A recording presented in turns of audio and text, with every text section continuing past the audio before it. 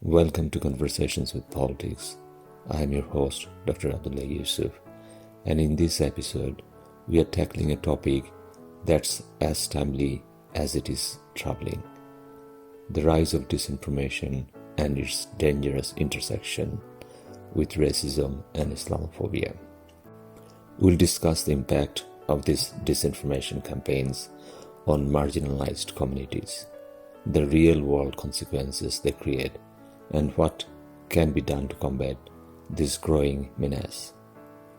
Joining us today is a special guest, my colleague Dr. Carlo Morelli, a senior lecturer and economic historian from the University of Dundee. Dr. Morelli will help us understand the economic and historical context that make communities vulnerable to such manipulation and the lessons history offers. We'll also be exploring the importance of anti-racist voices. Enjoy.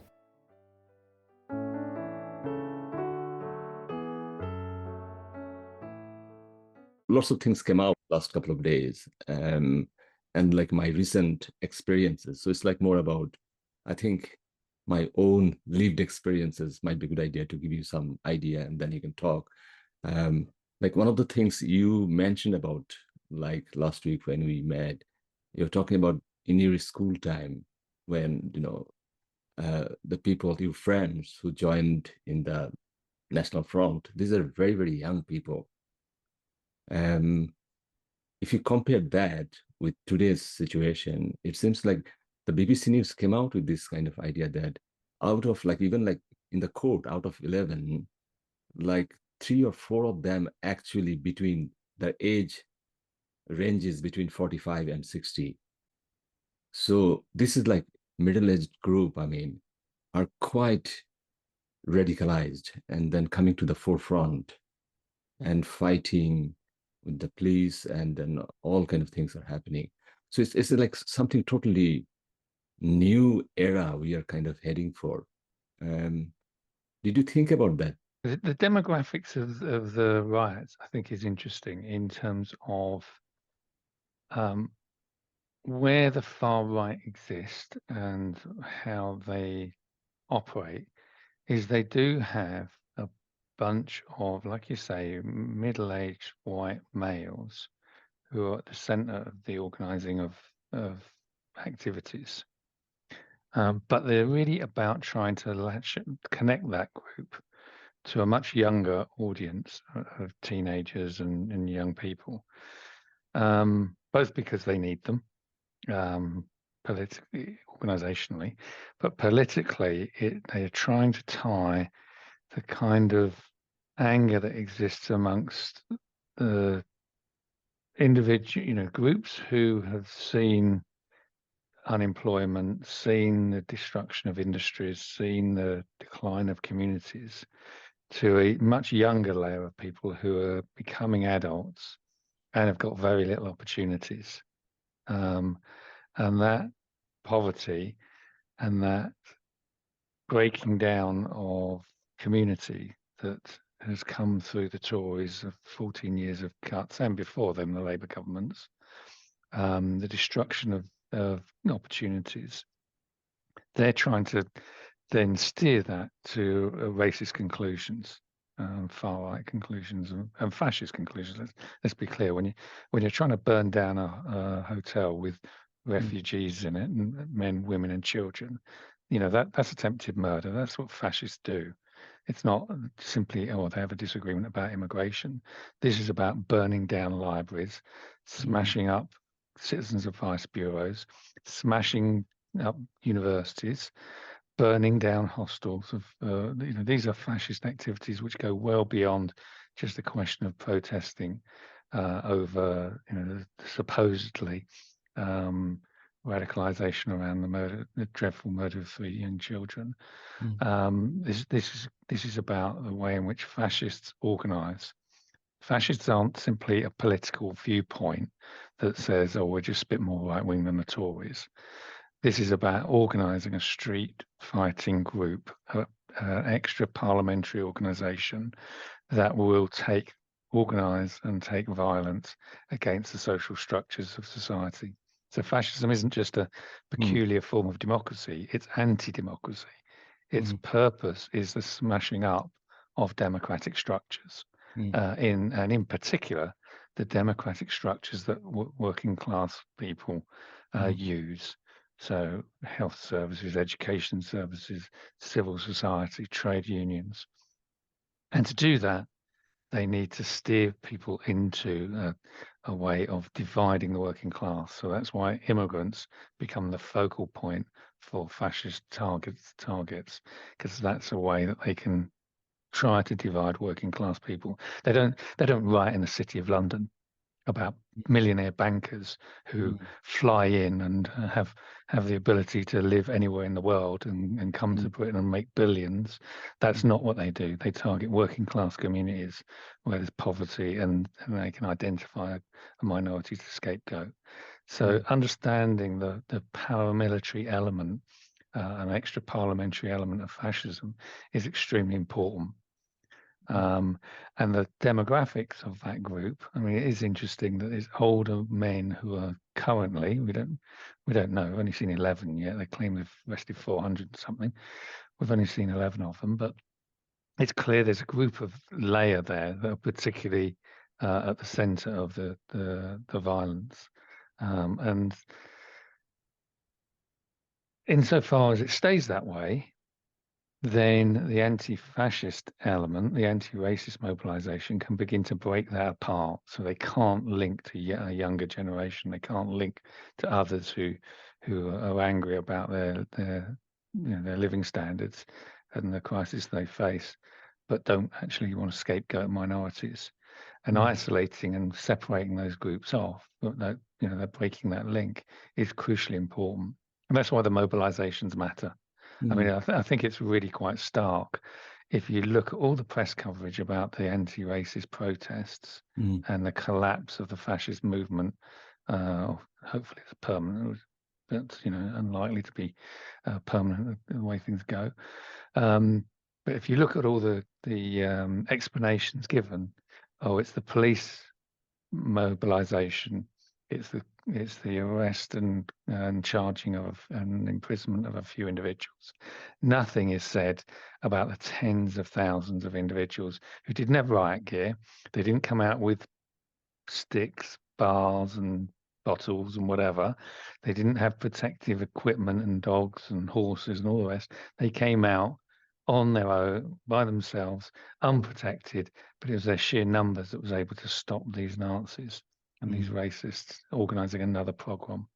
mm, So the importance of forcing the fascists off the street by mass mobilization is crucial to understanding how we challenge this. It's not mm, through the legislation, it's not through the police, it's not through criminalizing.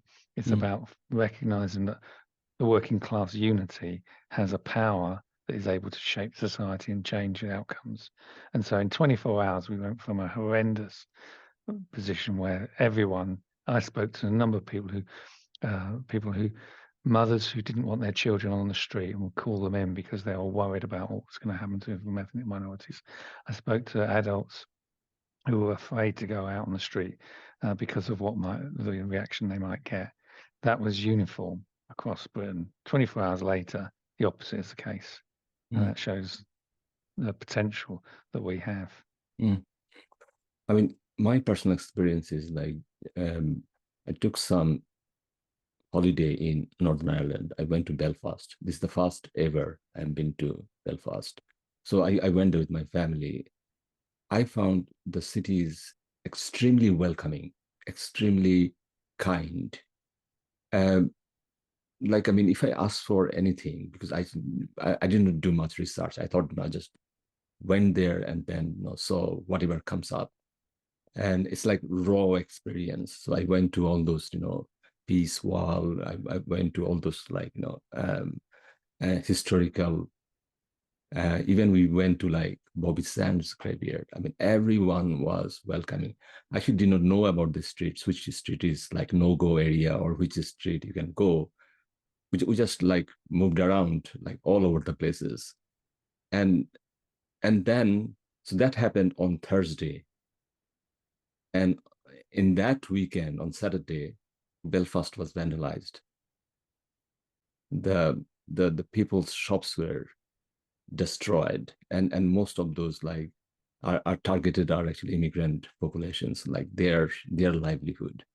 So from where I saw this like pictures, compassionate society, to within 48 hours, it just gone into like total. I mean, what's that? I mean, and like what you said, that it just like small things, small spark, and then it just came with like all kind of bad forces of the society, and destroyed what you built, I mean, over the years. The second thing, like I like one of the like most like poignant thing came out from this protest and from this like riots, especially from the rioters. I mean, the way they're trying to defend their violence, they're saying that they're trying to protect the white children. So these are classic Nazi trope. I mean, so if you look at the pre-Second World War thing, I think that in like Germany there was a like phrase. It's I think the phrase is like it pronounced like Kinder, Küche, and Kirche. So basically, children, kitchen, church. So women should be in the kitchen. We have to protect the children, and the church is the culture side. If you see that thing, and then if you move like a bit further, post Second World War, if you look at the America's white supremacists, like with all those like fascist groups, come out with the same kind of idea that they have to secure the future white generation's lives. I mean, those things are coming out in the mainstream now. So I was just wondering, like during your memories in the earlier, National Front and all those days, like these kind of things, like the protecting children, white children from the immigrant, from the, you know, what those things were there. I mean, okay, so back in the 1970s, what you were referring to at the beginning, I was mentioning the other day that when I was at school, I mean, sure all the time, in the mid 70s, so very early teenage, so early secondary years, the National Front in London got, I think they became second in the local elections, if I remember correctly, something like that. They got a huge vote, and overnight, suddenly, the National Front appeared everywhere. And I was saying the other night that a whole bunch of my friends in school, literally overnight, joined the NF, and I was the one that didn't. And that really polarized the school in huge ways. That similar thing is the potential for what's happening now. Less so now that they've been pushed back, but actually it's not over. And the potential for them to the Nazis to recreate conditions for further pogroms, because that's what they are, exists. Now, how they do it again is quite important to understand. They know they can't openly organize as fascists with their Nazi salutes. That appears once the movement exists, and you saw that on the streets. No one would touch these people with a barge pole, except in the middle of the riots and the pogroms that they're organizing. Suddenly, all the Nazi regalia and all the symbolism comes out. And that's instead they use these other kinds of mobilizing arguments, like about poverty, protecting our children, for example. I mean, it's a bit ironic, isn't it? A few months ago, there was a nurse, Letby, imprisoned for the murder of, I think, 6 or more children in a hospital. Where were the demonstrations about that? She was white. So, the idea of protecting children, protecting families, is just far from the reality. All the studies show most violence takes place in the home. Most violence takes place amongst family members or people who are known to the family or known to the victims. By far and away, that's the case. 90% type numbers in all these kind of measures. but nevertheless, they use the dangerous outside of the other as the touchstone for that kind of fear, and they utilize that against the I think minorities. Now, the fact they do that is quite telling. It's an indication that they can't openly organize as the fascists yet. It comes, and it will come, if they can build the links I was talking about earlier. If they can form this group, these disparate communities into a unified force, a unified organization. And that remains to be seen. And it's determined by what we do largely. It's determined by whether or not they get resistance to this. The more they're able to organize these riots and the more confident they'll have at doing them. The more we push them back, the more they're seen as isolated, the more they slope off into the corners and into the sewer where they belong, quite frankly.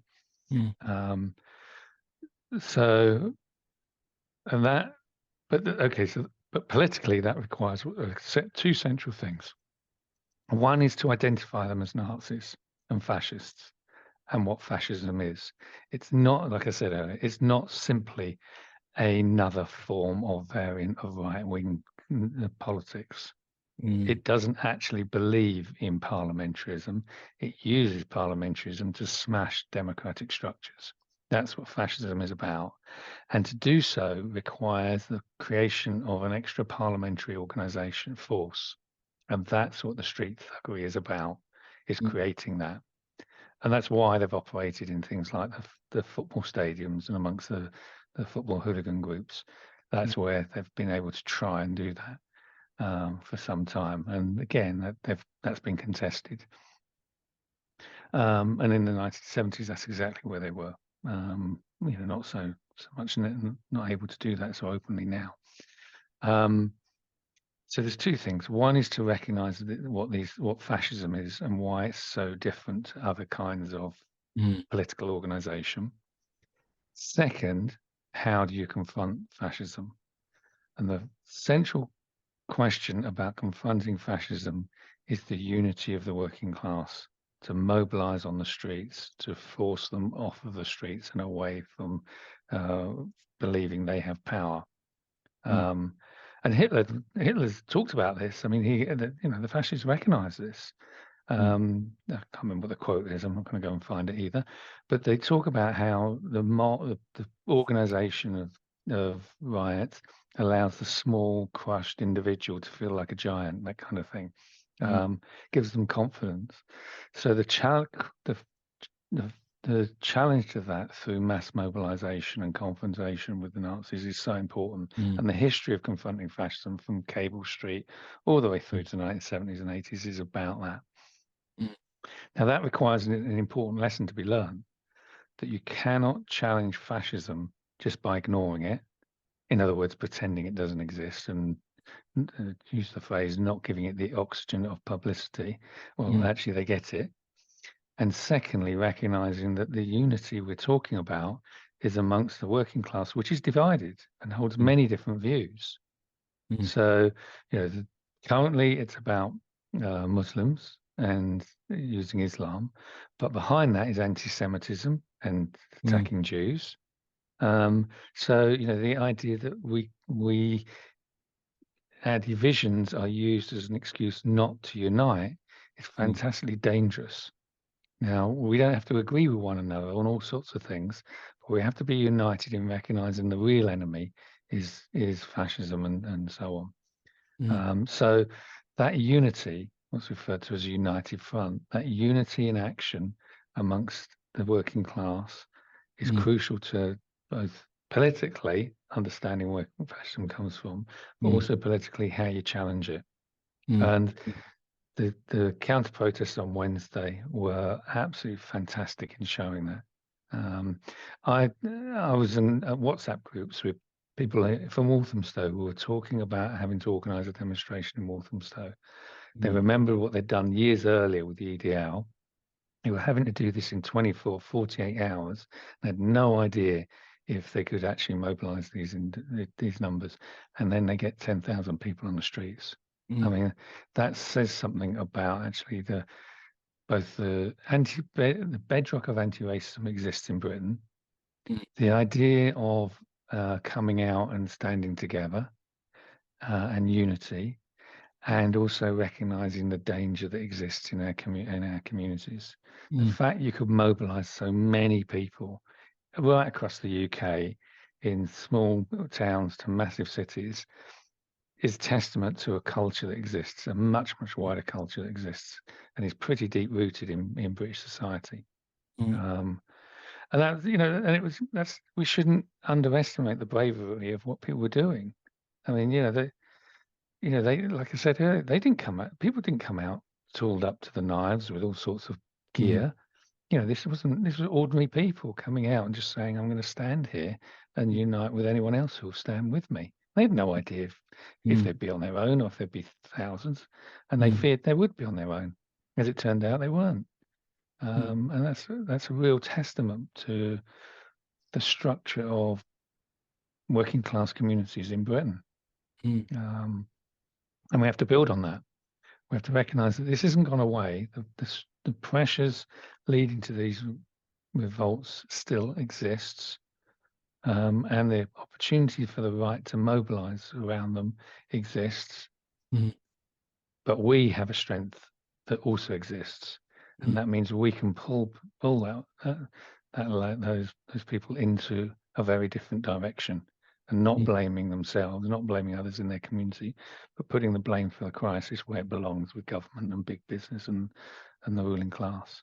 I mean, I saw some footage of individuals who were rioting in the stores and emptying the shops, and it reminded me of 2011, the riots. There was individuals. I saw a picture of a young woman carrying out a couple of pairs of shoes. A young man photographed himself with a bag of rice. This, the theft from shops and so on is all about poverty, but it's easily diverted into attacking ethnic minorities by the far right if they are given an opportunity to do it. And even today, I was listening to the radio this morning. Even today, we've got right-wing politicians going on and on about it's immigration that needs to be resolved. It's not. It's poverty that needs to be resolved, not immigration. Britain isn't full up. The people who really need to be addressed is, the slogan goes, not people on boats who cause poverty. It's the people who fly on their private jets, who have their private yachts. These are the people who are benefiting from the system at everyone else's expense. Like, I mean, one of the things came out, like, some of the footages I saw, I mean, obviously it's really difficult to watch some of the footages. Like one of the footage I saw, very young people, they're like setting fire a local library.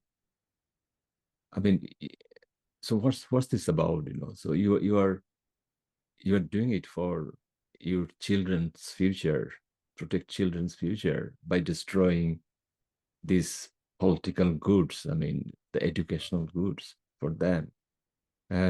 So it's like, so what you are saying, the if we are not there to, defend the good things about our society, about humanity, then this small number can actually get bigger. So if you look at Mussolini's, like 1924's, like the march towards Rome, it's not like big number, but there was no opposition there on the street, and then from there to the whole destruction, and then you have to like reset the whole humanity.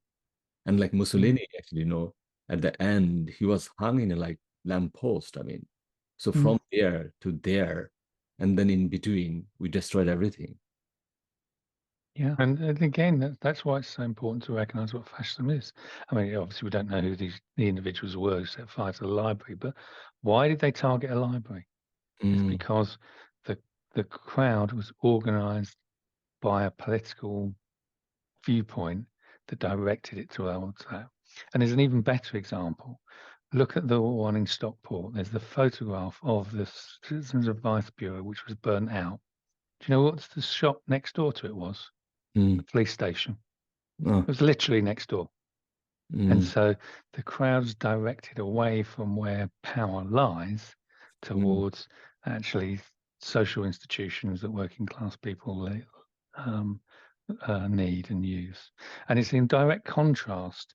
If you look at the revolts of the late 1960s and early 70s in the American cities, the revolts against racism there, revolutions that people use, they would the violence and the destruction was quite targeted.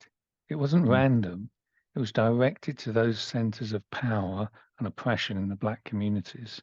And so you had the same thing of a shop being burned out or looted, or a building being wrecked next door to a black-owned shop or food shop or whatever it was, which was left untouched. So that directing of political violence is not accidental. It takes a particular form. And in this case, it takes the form of destroying what is working class communities and the associated institutions that's linked with them, a library, the Citizens Advice Bureau, universities, and so on. That's the kind of political violence that the fascists use. Like I was talking to like a very wise man yesterday, and he was saying that people all talk about small boards. I mean, no one talks about the big boards. So if you talk about the rise of things like immigrants are coming, but no one is worried about the billionaires are coming, and billionaires are also leaving as well. Um, so no one is talking about the tax haven has got $33 trillion in the world. So no one talks about like UK's like role in Afghanistan, which achieved absolutely nothing. It's like $50 billion. I mean, so and like US's war on terror for 20 years, $8 trillion, and they killed 1 million just civilians. I mean, and went after like 12 the poorest of the poor countries in the world. So I mean, no one is talking about those things. No. Absolutely not. I mean, and the social media, it's like the way the social media works. I mean, the way I see it, if your newspaper has got plastered with all those the immigrants are destroying our country, the small boats are coming every day, if these things are in the front page of your newspaper daily, day after day, how do you feel about that? So obviously so it's a total irresponsibility of the political class. I mean, the elite class. I mean, it just like unreal, totally unreal. Yeah. Like one of the things, like I was talking to one of like black professors a couple of months ago, and he was saying that. So I was asking him that this racism, this like this fascism actually, because my understanding was it always affects the minority, and he was saying that it's not the minority, and then everyone will be the loser. Everyone will lose. It's not like it's only the Pakistanis or like Bangladeshis, they are losing things. It will take away the very fabric of our humanity from the society. Yeah. And again, that's why it's so important to recognize what fascism is. It's about destroying working class communities and working class solidarity, because then you can exploit it more, you can force down wages and get more profit. That's why big business and fascism go together in this way. It's a mechanism for destroying, so like you said, the social fabric of society, which is the welfare state, the structures that have been built up through ordinary working class resistance to exploitation and oppression. And that's what it's about.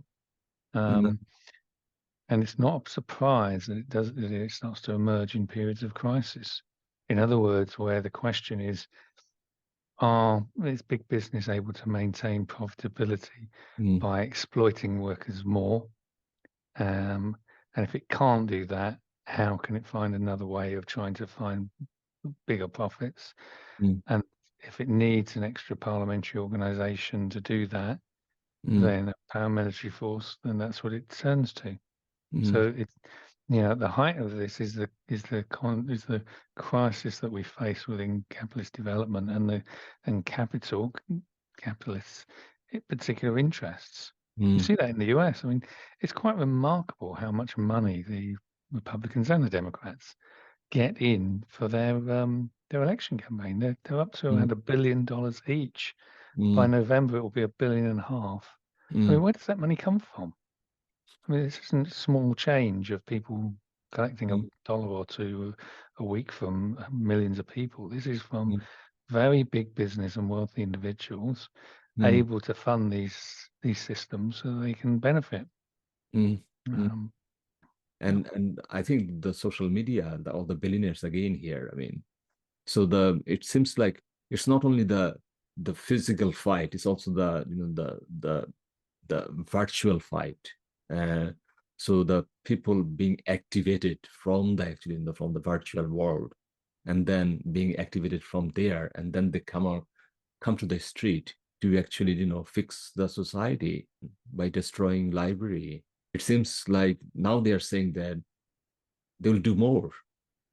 They will come out more, and then try to fix the society because society is broken. It's not society that's broken, it's the establishment's Mm, ability to rule that is broken. And what I mean by that is, yes, there's polarization, but this polarization isn't just one thing, it's two things. It's polarization at both ends, to the left and the right. Those who say society is broken and leave it at that are really saying, well, the centre's collapsed. And that's true, the centre has collapsed. mm, So the mm, idea that there's some kind of one nation Toryism and mild Labour, Starmerites, Labourism, that's gone. mm, That's unable to hold society together because the society is polarizing. Because there is one wing of society, the ruling class, who do mm, very well out of this. It's not, there are not less billionaires in the world today than there were a week ago, a year ago. There's more. mm, There's a minority of billionaires who a very tiny minority. I was reading, actually there's a quite interesting report. I don't often recommend people read things by Credit Suisse, the Swiss bank. They do a wealth report, and they've done one for 2024. And I was reading a bit of it last week. There are 12 individuals they identify. If I remember, maybe 14. You'll have to go and check the report. I mean, what's a couple of billionaires between friends? There are 12 individuals who themselves have wealth. I'm trying to remember what the figure was now. 2,000 billion US dollars collectively. it's 12 people.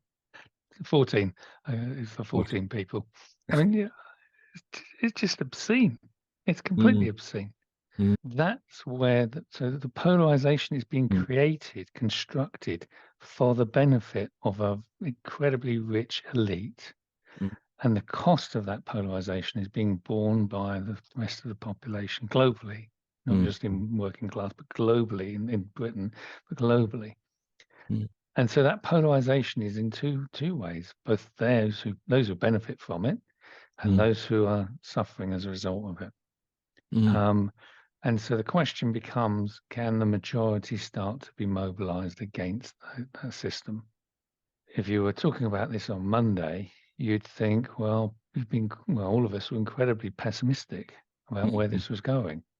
Come Thursday, actually, we have got a very different world in front of us, mm, and it's a much more optimistic one. mm, mm, But that polarization is still there and still being recreated.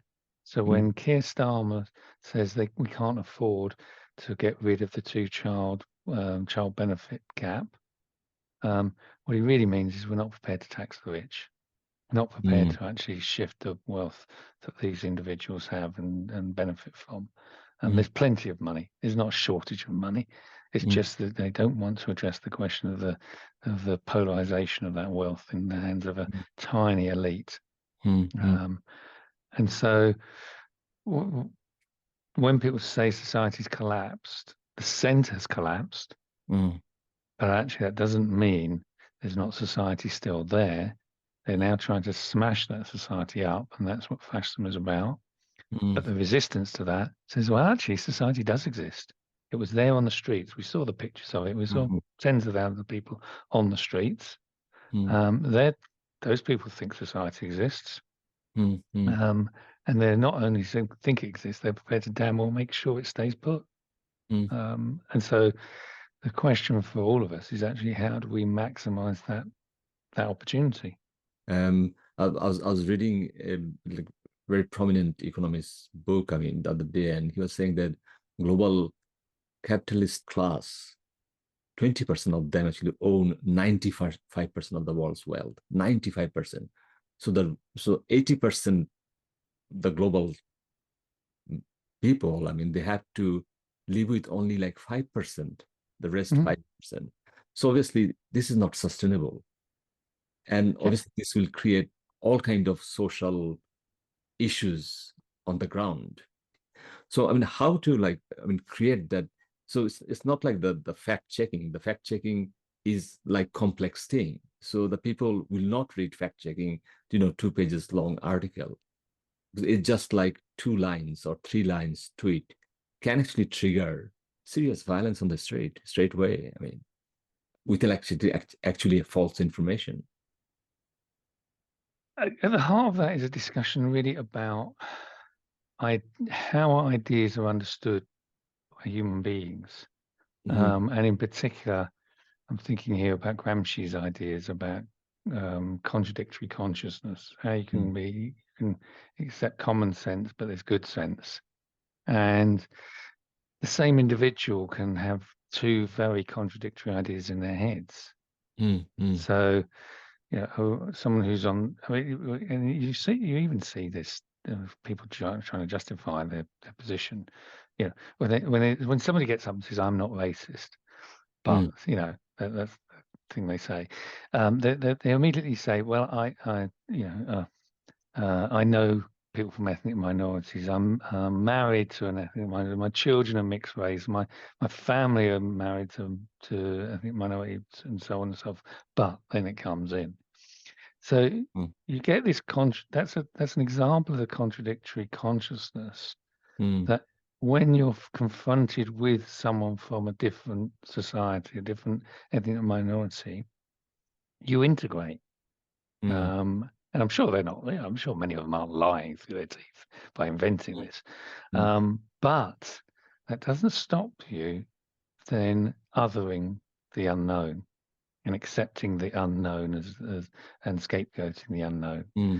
So contradictory consciousness can exist exists in all of us. The question is, which element of that comes to the fore? So, I mean, there was an interview with a woman I saw on the TV where she said exactly that. My children are in relationships with ethnic minorities. My grandchildren are mixed race. Blah blah blah. But it's these migrants are the problem. If she was defending her family, she would be clearly articulating anti-racism, because they're not other. That's her society. She understands and she recognized. And there's social solidarity in that environment. Faced with the unknown, the other, it's easy to see that as something frightening from outside. The scapegoating comes in. So contradictory consciousness is at the heart of this. And that doesn't mean people are automatically wedded to right-wing ideas. They're not equally wedded to left-wing ideas either. There's a battle of ideas there to be had. And that's where, how do you influence individuals? You influence them by action. You influence them by showing on the street that the society looks different. And you saw that in Southport. The community came out the day after the riots and the statements, "This isn't what Southport is like. This isn't our community, what we saw last night. This is our community, and we're clearing it up and we're showing what it looks like." So winning people to that good sense instead of accepting the common sense is crucially important. And that's the barrier to the rise of fascism. And again, even I mean, I'm staggered by some of these things.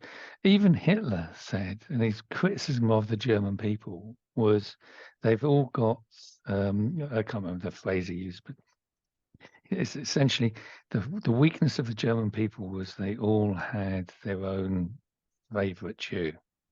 In other words, faced with somebody they knew and were integrated with, they couldn't break that social mm, solidarity, and they had mm, to use the othering of the mm, Jewish community in order to get things through. And in mm, Berlin, again, I find this staggering. In Berlin, at the end of the Second World War, there was something like 2,000 Jews still in Berlin. Now they've been hidden, they've been hiding themselves or been hidden by others. mm, But that takes organization, that takes collaboration, it takes solidarity, mm, and it takes very, very strong mm, links to be able to maintain that kind of mm, existence.